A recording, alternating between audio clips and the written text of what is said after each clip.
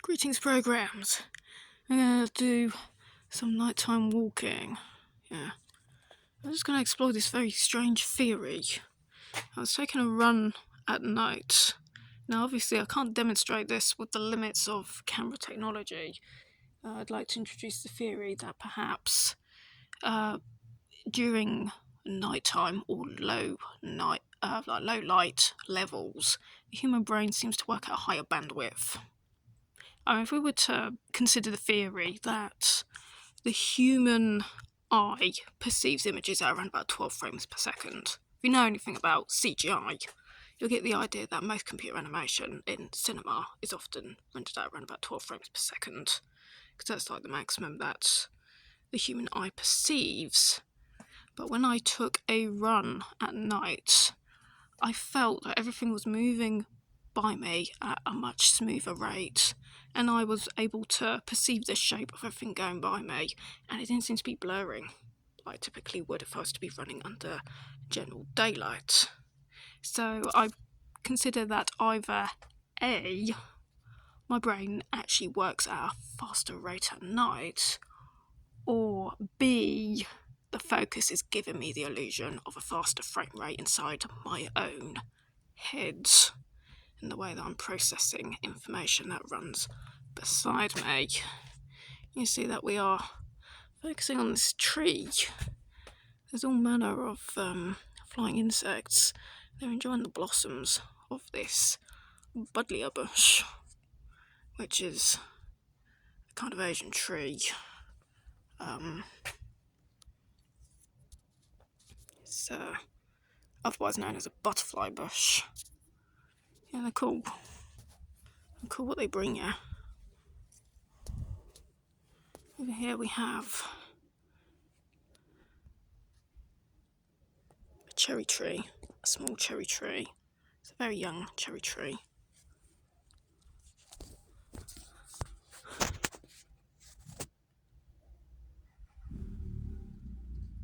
Yeah, it's a noisy enough neighbourhood for a village.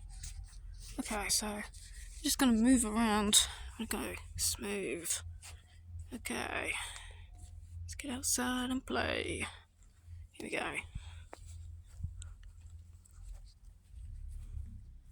You like trees? I love trees. And you know what else happens at this time of night? I'll tell you what else happens at this time of night. We can observe the miniature Atlantises that we have here. We may attempt to explore the narrow way. But of course, you might remember these guys. Hey there. Oh, hello, moth. Yeah, I'm quite receptive to wildlife. I listen to the earth song if needs be. Of course, these guys are having a drinking party again. Hey guys, keep rocking. You've got a cute little face. No, it's not that there's anything unusual about having a cute face, it's just that I have a strange obsession with all things cute. Okay, so, I'll let you go your way and I'll go mine. We're going around this very dark and mysterious corner until we hit a green wall. Green wall, green wall. Hey, who remembers that scene in Trico? You know, that magic tree sap really makes the plants grow, according to Mac the watchkeeper. Yeah, just going to keep zooming in and zooming out. Okay, just keep going. Nighttime video capture.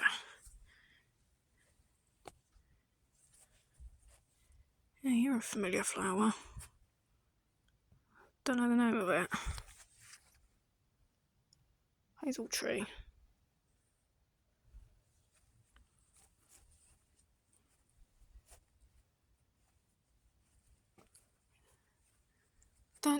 Don't honestly tell me that's spooking you out. Go around these very low draw distances. I may have a good frame rate inside my head at the trade-off of a lower draw distance. I like to think of myself in terms of computer graphics terminology. Higher frame rate, for a trade-off of a lower draw distance. Okay. Right, step foot through the narrow way. Now follow the path as it leads towards the darkness in the north. We have a junkyard here. Trash patrol? No, we're not hunting for nasty spaghetti this time. We do find some rusty old bicycles. Spill kit. It's fun to just explore a junkyard. And if you've ever read a book like Stick of the Dump, well, you know what kind of atmosphere's been captured here.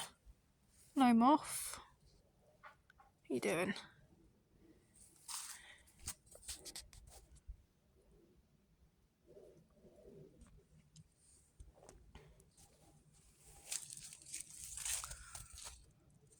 Yep, there's some big poplars. I can't really get quite near enough to them though. Hello, Moth. Plenty of moths tonight. If I'm going to get gnat bitten, then let me tell you something. We suffer for our art. And no, I'm not jogging in the park.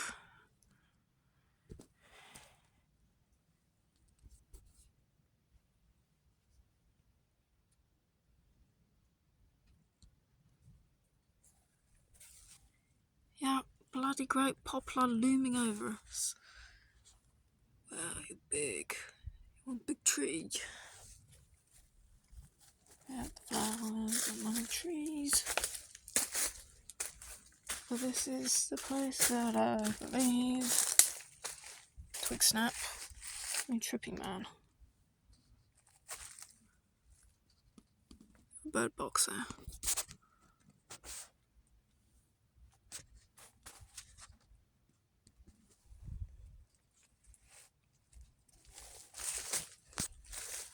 So there we have it.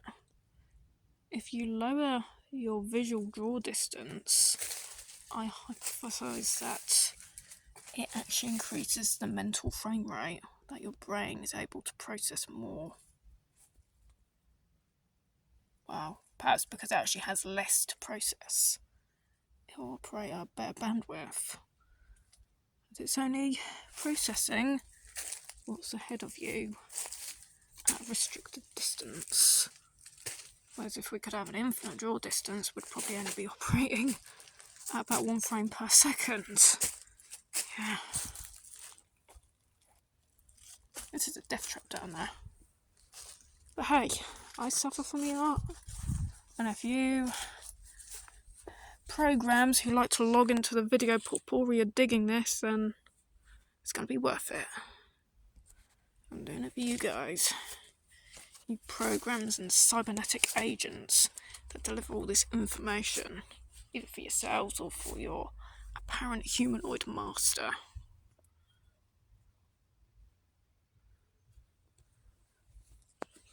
The metaversal civilization.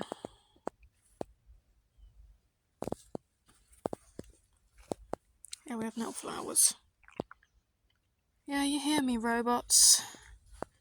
You know anything about organic things, then you'll know exactly what I'm talking about.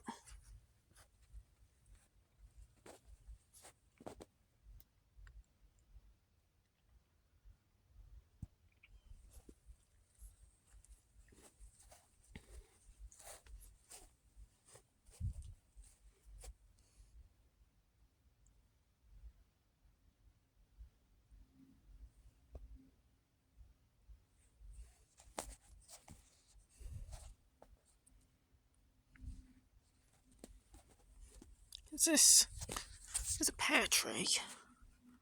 Out of the distance, we have pears. Nice pears.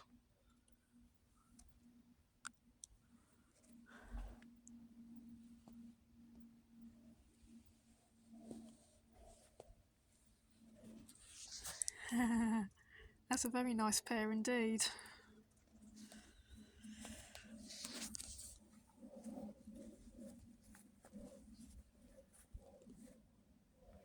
Okay, we're gonna go through here. We're gonna go through the narrow way. Probably gonna be like totally bitten. I'm gonna have to like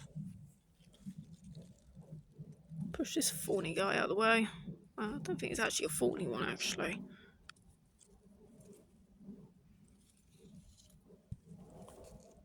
I'm not quite sure.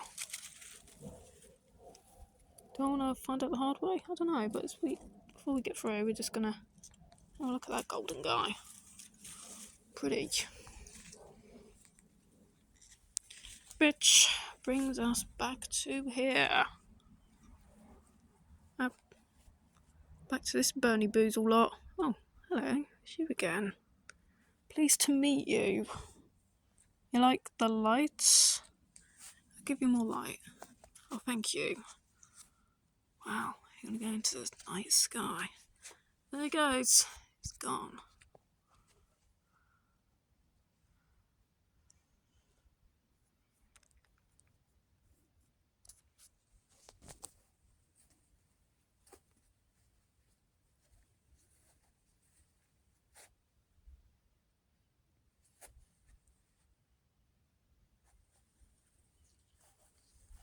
Speaking of light bulbs, we have light bulbs down there.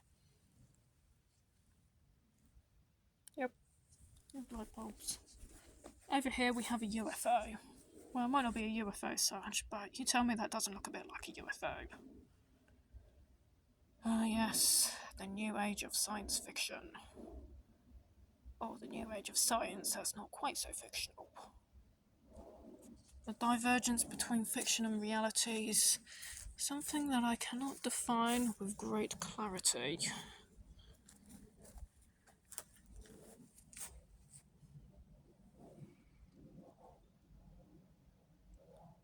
Greens plants.